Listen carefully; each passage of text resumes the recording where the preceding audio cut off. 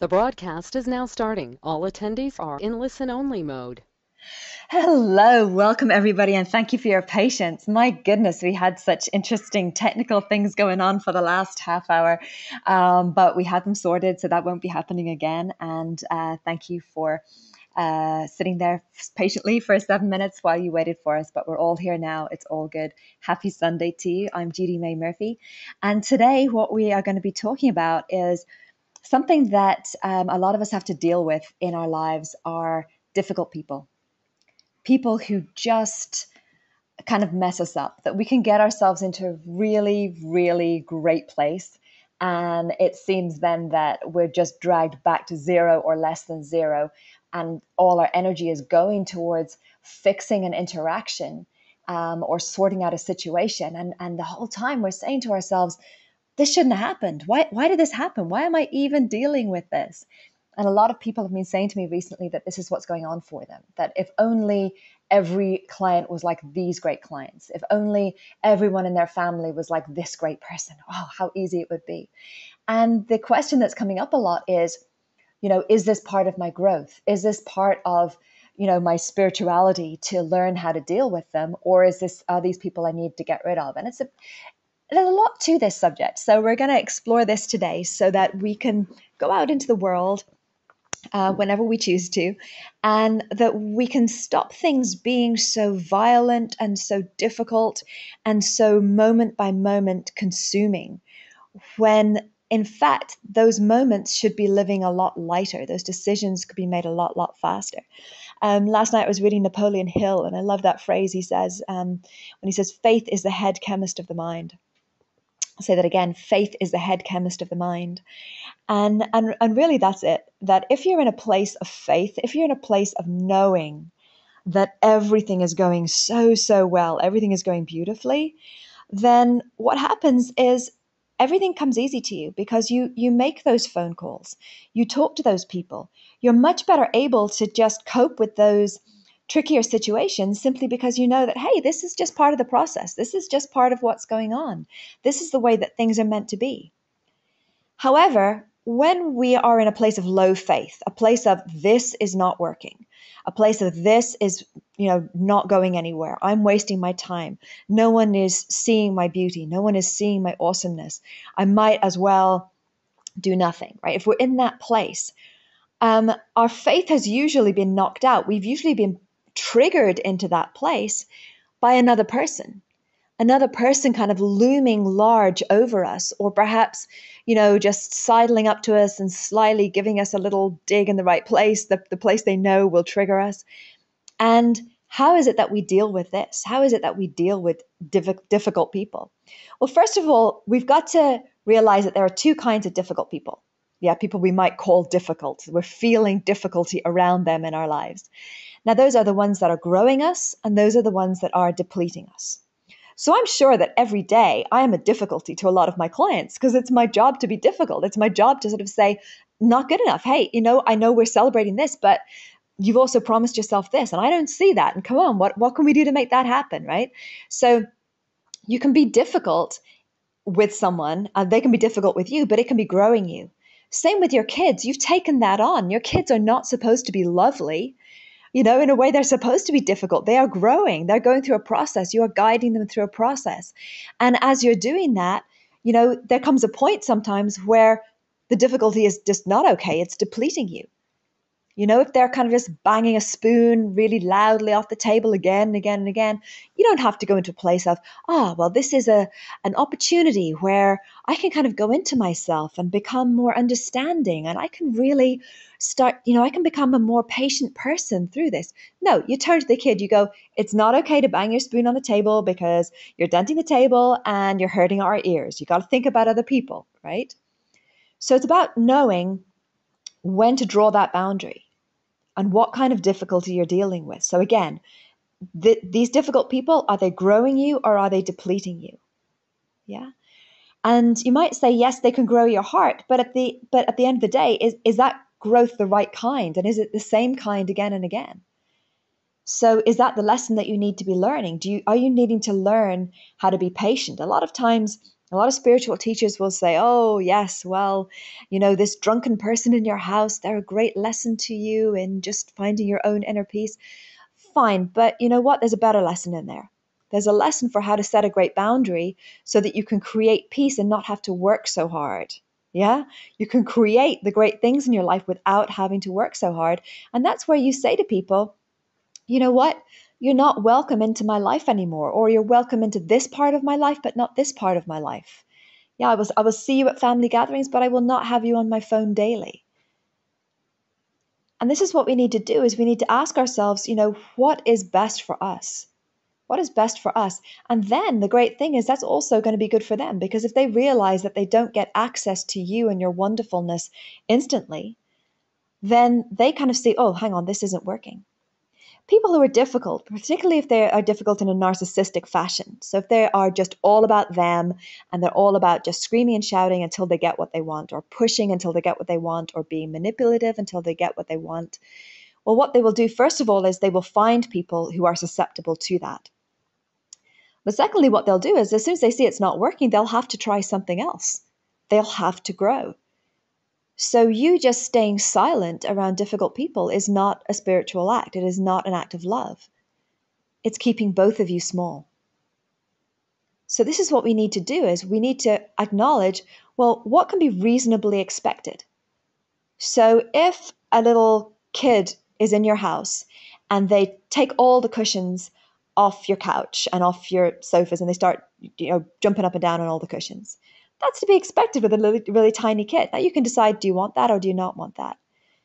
If the kid belongs to you, you can set some boundaries. If the kid belongs to someone else, you can set some boundaries and say, hey, I'm really happy that your kid's having such a good time jumping up and down on my cushions, but you know what? Can you get him to take his shoes off? Or, can you have him play in the garden instead? Or certainly if it's a grown-up and the grown-up is jumping up and down on your cushions, you need to sort of say to yourself, well, that's not okay with me. If it's not okay with you, it might be. You might love jumping up and down on the cushions yourself. Okay, and it's all good. But we have to understand what can be reasonably expected. And this way, we're already going into the situation, not just from a place of panic, a place of, this feels awful, this feels awful, this feels awful. Instead, we're going into it from a place of, what is happening here and what am I okay with and what am I not okay with? And it's just a much more powerful way from which to approach things. So if you're in a relationship and that person isn't giving you the attention that you feel is appropriate, you feel can be reasonably expected, then you can communicate that. You can say, I've worked out what's wrong with me and why I've been kind of grumpy with you. It's because my expectation is that you'll call me at the end of every day if you haven't seen me and ask me how my day was. We've been dating for X amount of months, and I think that's a reasonable expectation at this stage. But sometimes I don't hear from you for 3 days, and that doesn't feel good to me. That's not, it's fine that I don't hear, I'm not a teenager. I don't expect to hear from you every 5 minutes. But I really think that's a reasonable expectation. How do you, what do you think about that? How do you feel about that? Okay. Then what you need to do is you need to sort of say to yourself, how much of this is me and how much of it is them? Because let's suppose that you have someone difficult in your life, but you are also, let's suppose they're being difficult by criticizing you all the time, but you're kind of sniping back, or you're not calling them on the criticism. You're not sort of saying, hey, you know what? I've noticed that you're very critical of me today. What's going on with you? Are you okay? You're not feeling good about yourself, that you need to turn the headlight on me and point out all my little flaws. It's fine. Or are you just, is it out of love? Do you think that that's a loving thing to do? It doesn't feel loving to me. And you know what? It's really not feeling good to me right now. The first couple of things were useful, but now when we're going into, I should have done this when I was 17, not useful anymore. So let's do something else. How much of it is you? How much of it is them? Is it that you are just really overly sensitive to any kind of suggestion and feedback? Is it that it's not that they're difficult, but that you just can't take an appropriate amount of, someone saying to you something like, it doesn't work for me when you're late, or, yeah, you know what, I don't really like this meal. Thank you so much for cooking it, but it's way too spicy for me. And you dissolve into tears, or you get really angry. How dare you after all the effort I put in? So is it that they're difficult? How much responsibility can you reasonably expect for the situation? And can you negotiate that? Can you sort of say, listen, I'm really sensitive to stuff. So when you give me that kind of feedback, can you first of all tell me something that's great about me, about you know, and then give me the feedback and then say something else that's great about me, or whatever you need. You can negotiate what you need, but only when you've worked out what's going on. Or you can say to someone, you know what, I realize I'm overly sensitive. And today I'm particularly sensitive because I didn't get a lot of sleep. Can we talk about this tomorrow? So these are ways that we can kind of deal with people being difficult, right? Which is different from difficult people. So another question that we need to ask ourselves is, are we taking way too much responsibility? Are they actually difficult people, or are they actually being difficult in that moment? And we are taking too much responsibility. We think that we're at fault. I remember one time I had signed a contract with a particular agent, and that agent was handling a particular title, one of my books, and they were only handling that book. And that's what the contract said, and it was very, very clear that they were only handling that book, and it said what territories it was in, what rights they had, what they were expected to do, all of that stuff. And then I went and I wrote another book, a completely different kind of book. And I went back and I said to them, oh, just to let you know, I've just done this other project. It's a different kind of book, so it's not at all in competition with what we're working on. And they lost it. I was being yelled at down the phone. I was being told, how dare you? That goes against the spirit of what we had done. And you know, we now are the agent for that as well. And I was there saying, well, no, that's not my understanding. That's not what I think of. And they say, well, it doesn't matter what the contract says. You should have known. And really, they were just disappointed. They had hoped that I would be doing nothing but a series of books for them, starting with that first book. And they were kind of, when I looked at another project, they saw their money disappearing. And so that was a big trigger for them. And they started to get, very, very in my face. I took too much responsibility. I immediately started apologizing. Do you apologize too quickly? Do you say, I'm really sorry? Are you the kind of person who almost bumps into, who has someone else almost bump into them and you turn around and apologize? Are you that person? Because when you do that, you send a message to people who are more into making it your fault. You send a message to them, I'm happy to take the unclaimed shame, the unclaimed guilt, the unclaimed whatever ickiness that's going on. I'm happy to make that my responsibility, make that my fault. And so that's what I did. I said, oh God, I'm so sorry. I didn't realize that I wasn't supposed to. And I couldn't work out why. And for months, I retreated and did nothing with either project because I didn't have the clarity of mind to say, hold on a second. This is the contract. The contract clearly says this. I am a free agent. I am no one's slave. I am allowed to go out and do what I want in the world. I hear that you're disappointed, but you don't contractually do not have the right to be disappointed. And what you're saying right now is actually not okay with me. We're so busy feeling like we're the bad one that we don't sort of say, hold on, not okay. So this is what we need to do, is we need to work out, are we overtaking responsibility? And then how do we communicate it? So I've had so many clients, women who have trouble with their grown-up sons. When the sons were young, they told the sons that they were amazing. They told them that they could do anything that they wanted to do. They let them away with a lot. The sons wouldn't clean up their own plates. Interestingly, they would make their daughters clean up their own plates, but the sons wouldn't have to. So they grew up thinking that this was okay. And then they come to me and they say, oh, my son, is taking money from me. How is he taking money from you? Well, he just came into the house, or he just came into my office and he just took money out of petty cash and then he just told me later. Okay, so you made that okay. You trained him that he was going to be able to do that. No, it's not okay with me. It is okay. How did he get into your office? Well, he has a key. Who gave him a key? I did. Great, change the locks. Oh, I couldn't. You have your version of that. If you have difficult people in your life, if you've had them in the past, you're due to have them again in the future, so you need to be prepared. So anytime there's a difficult person in your life, you let them in. You might say something like, oh, but it's a son or a daughter. You don't have to if the son or daughter is over 18, you don't have to let them in your life. People have to earn their way in. If people are not behaving appropriately with you, they don't just get a free pass. So if you had a son or a daughter who was on drugs, heaven forbid, I really hope that's not the case for you. But you can say to them, I love you so much and you're so welcome back in my home once you've cleaned up. Do you need some help getting cleaned up? Do you need a recommendation? No, I'm not going to pay for your rehab. You're going to have to find a way to do that yourself. And that is the loving thing to do. But too often we go into rescuing people and trying to make it our problem and trying to overfix it. So let's realize that boundaries are agreements between people. The more solid that agreement is, the safer you are. And a lot of the unsafety that you feel, a lot of the reasons why you retreat, if you end up watching television in the evenings or you end up, chatting a lot with friends, that's a sign that you've got a lot of retreating that you want to do. That's a sign that your day is too harsh. And a lot of times your day is too harsh for you simply because you haven't set really great boundaries with people. I'm really good these days at not taking on clients who are in any way difficult. I used to think that because I was good with difficult people, that was a reason why I had to work with them. You know what? I'm sure you are great with difficult people. I'm sure you're the person that can calm down the shouty person. I'm sure that you're the person who can persuade the drunk person to have a cup of coffee. I'm sure you're the person who can, the person who's always talking about their problems. I'm sure you're the person that can solve their problems. Here's some news. Not your job. Your job is to keep you safe. To keep you safe.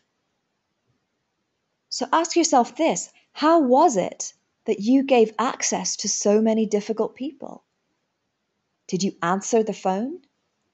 If a family member calls and you feel your heart sinking and you still answer the phone, you are 100% responsible for all of the bad feeling that you feel during that phone call. Oh, but I have to, she's old. No, let her be old and cantankerous and send her a message and say, I know you're 90 and I really want to be around you. I really want to hear your stories. I really want to learn from you. I really want to have great experiences for you. But all you do is criticize other family members or complain about your carers. That's not okay with me. I'd love to talk to you. Let's just talk about happy things, okay? You can train people. Or even in the moment, the second they start complaining, you just kind of go, okay, and you just change the subject. It really is that simple, but we kind of think that we have to follow someone else's agenda. And when we follow other people's agenda, they then set the tone and the direction and the momentum of our destiny. Do you really want that? Do you really want that, even if it's under the guise of, I'm a nice person, I'm a good listener? Let's raise the standard here. Let's raise the standard. And also, let's not be afraid to sometimes be a difficult person. I love what George Bernard Shaw says about the reasonable man adapts himself to the world. The unreasonable one persists in trying to adapt the world to himself. Therefore, all progress depends on the unreasonable man. George Bernard Shaw said that in, I think it was Man and Superman in 1903. Love George Bernard Shaw. Very, very wise man. So the unreasonable person is the person that makes the progress. But often we've mixed up unkind and unreasonable. Unkind is what we don't want to be. Unkind is what we see pushy people being. So we decide we don't want to be that. We don't want to be like the person that's selling the product that other people don't really need. We don't want to be the person who's charging people too much money. We don't want to be that. So we don't even speak out and make the sale. Because we don't want to be seen as unreasonable. Unreasonable is all about just changing the status quo. Unreasonable is saying, okay, everyone else has this reasoning going on. I've got a different reasoning. I've got a different mindset. I've got a different way of seeing this. I've got a different expectation. This is the way to be beautifully, productively difficult. This is the kind of difficult person that you want to be and you want to have around you. The kind of person that raises your game. The kind of person that turns around to you and says, yeah, you know what? If you say something like, oh yeah, I'm going to get in the gym next week. You want to be around the kind of unreasonable person that says, you've been saying that for 5 years. Stop saying it to me. You want to be around that unreasonableness. It's not unkindness. Unkindness is, yeah, do you know what? That person was really saying how fat you are, and you're that, right? I don't even know quite how to do that, thank goodness. But going into unkindness is very, very different from going into unreasonableness. So ask yourself this: are you losing your power through showing up being overly reasonable, thinking that that's the only way that you could be kind and good? Stop giving yourself so many brownie points for being kind and good. That is not your job. Your job is to be kind and unreasonable. to be that kind of difficult person, and to be that kind of difficult person with the unkind people. So if you have someone who comes to you and says, I bought this from you and now it's this, or you said you do this and now you did this, and you just know that it's not true. You know it's them not taking responsibility for their life and venting all over you.